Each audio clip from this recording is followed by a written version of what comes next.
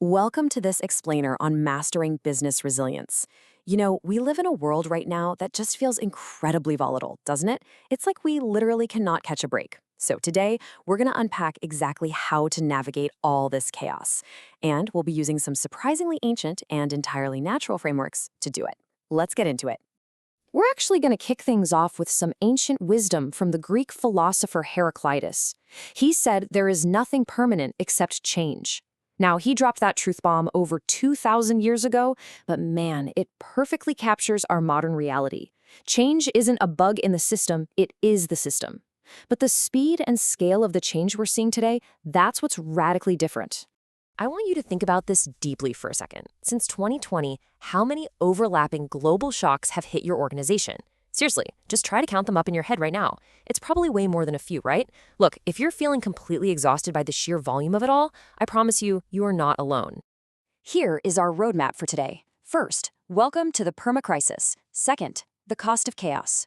Third, defining true resilience. Fourth, building individual resilience. And finally, number 5, nature's playbook for organizations. All right, section 1. Welcome to the permacrisis. So what used to be these isolated, once-in-a-decade incidents, yeah, they've turned into a continuous stacking of shocks.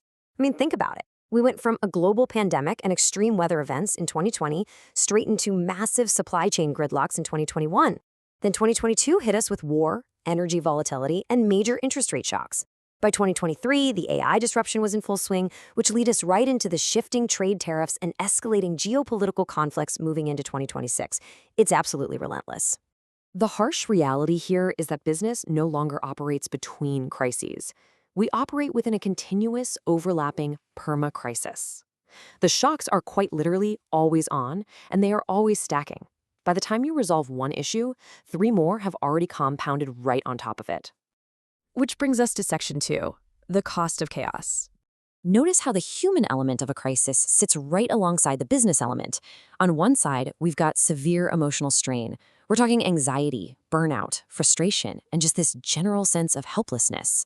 But then on the other side, look at the economic consequences: higher input costs, supply chain delays, margin compression, and totally volatile demand. And the crazy thing is, they mutually reinforce each other.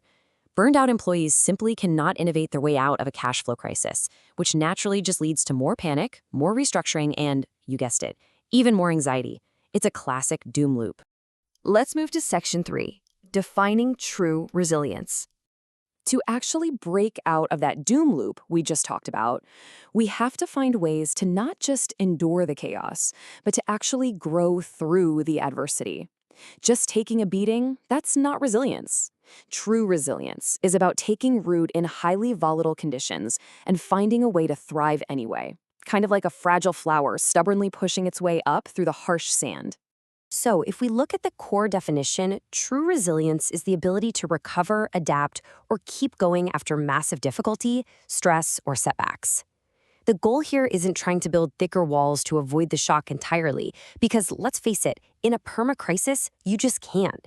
The real goal is recovering and adapting your systems through the shock. Okay, on to section 4, building individual resilience. Because our environment directly triggers our mind, our body, and our emotions, our individual resilience actually relies on 2 distinct filters to help us survive the stress. First, we have the cognitive filter, which basically dictates how we think about a problem. And second, the behavioral filter, which dictates how we actually act on it. Let's look at the cognitive filter first.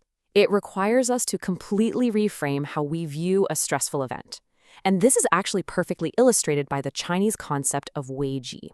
Now, Weiji roughly translates to crisis, but much like the yin-yang, it's fundamentally a combination of 2 very distinct ideas: threat and opportunity. When a massive shock hits, your cognitive filter needs to force you to pause and ask a highly strategic question. What if this exact threat could become an opportunity? How do we flip the script here?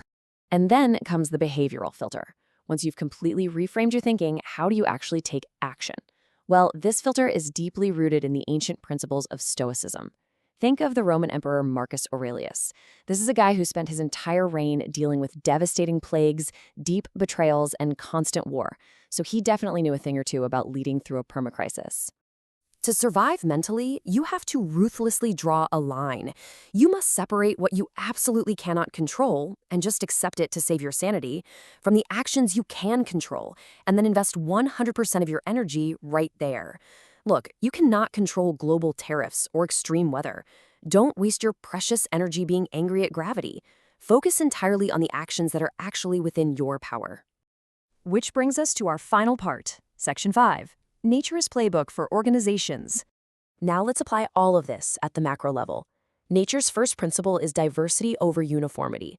Just as a healthy forest relies on many different species occupying different layers to survive a disease or a harsh drought, businesses have to rely on multiple products, diverse perspectives, and varied markets to reduce their risk. If you depend entirely on just one supplier or one flagship product, a localized crisis is going to break you. Principle 2, redundancy is resilience. Now, in the corporate world, we absolutely love to optimize everything to the bone just to save a few pennies. But what looks like gross inefficiency on a spreadsheet, things like backup suppliers, spare server capacity, or cross-trained teams, is very often the exact thing that saves your company when a primary system completely fails. Just think back to those recent global supply chain gridlocks. The companies with redundancies, they survived. The hyper-optimized ones, they stalled out entirely. Moving to Principle 3, decentralization enables survival. This means making sure there is no single point of failure. Think of the incredibly deep interconnected root networks of a forest.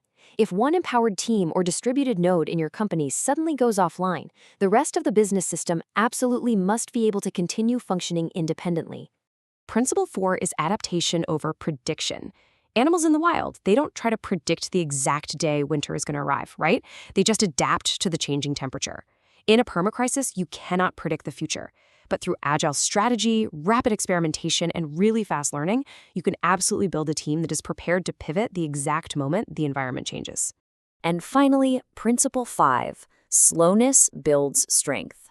Fast-growing trees naturally produce softer wood, and that wood snaps super easily in a violent storm. Well, the exact same thing applies to business. Hyper-fast growth that's fueled by cheap debt can be incredibly fragile. It's actually the slow growth, the methodical planning in the long-term thinking that endures over time. As we wrap up this explainer, I want to leave you with a challenge. Take a hard look at your business structure today. Which of nature's principles are you currently missing? Are you dangerously uniform? Have you optimized away all of your redundancy? Identify those weak points, stop fighting the gravity of the permacrisis, and focus your energy solely on what you can actually control. Build back stronger. Thanks so much for joining me today, and I'll catch you next time.